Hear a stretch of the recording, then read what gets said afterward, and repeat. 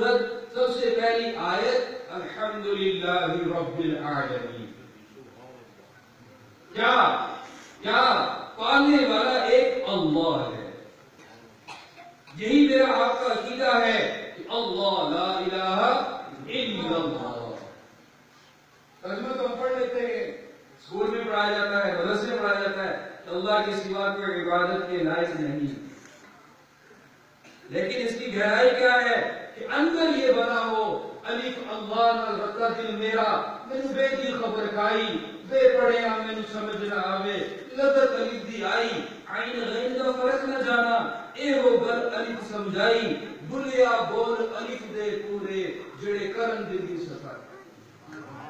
नमाज में खड़े होके कह रहे अल्लाहु अकबर, बाहर निकलते हैं फलां भी बड़ा है, फलां भी बड़ा है।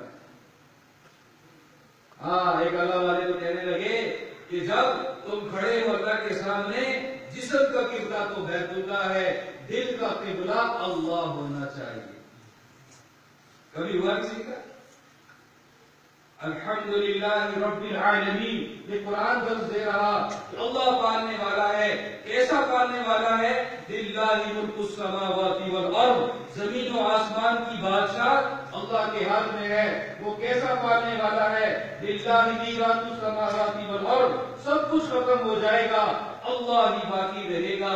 ये कुरान का दर्स है। अल्लाह कौन है? लहू मकालीदुस समावाति वल अर्द, जमीन और आसमान के खजानों की चाबियां अल्लाह के हाथ में हैं। वो कैसे पालने के एतबार से कैसा पालने वाला है? इब्राहिम अलैहिस्सलाम को आग के अंदर 40 दिन जिंदा रखकर दिखाया, यूनुस अलैहिस्सलाम को मछली के पेट के अंदर जिंदा रख के दिखाया। वो कैसा कैसा? हाँ, वो तुइज़्ज़ु मन तशा व तुज़िल्लु मन तशा, वो जिसे चाहे इज्जत दे दे, जिसे चाहे जलील कर ले, चाहे तो जिल्लत के नशू से उठाकर यूसुफ अलैहिस्सलाम को कुएं से निकाला, तख्त पर बिठा दिया, और चाहे तो तख्त पर बिठाकर इज्जत का नक्शा बताया, जिसको भी और आप समझे हुए हैं, ये झंडी, ये गाड़ी, ये वीआईपी प्रोटोकॉल, इसको हम इज्जत का नक्शा समझ रहे हैं। इसमें इज्जत नहीं है, इज्जत तो मेरे अल्लाह की जानिब से आती है। तो क्या हुआ? नमरूद बैठा हुआ तख्त पर, सबका राशन उस पर कंट्रोल कब्जा कर रखा है, और बदमाशी के जोर पर, पावर के जोर पर उन्हीं का सामान लेकर उन पर क्या ऐसा कब्जा करके अब उनको राशन तकसीम करता है। कब तकसीम करता है? जब उसके सामने अपनी पेशानी को टेकते,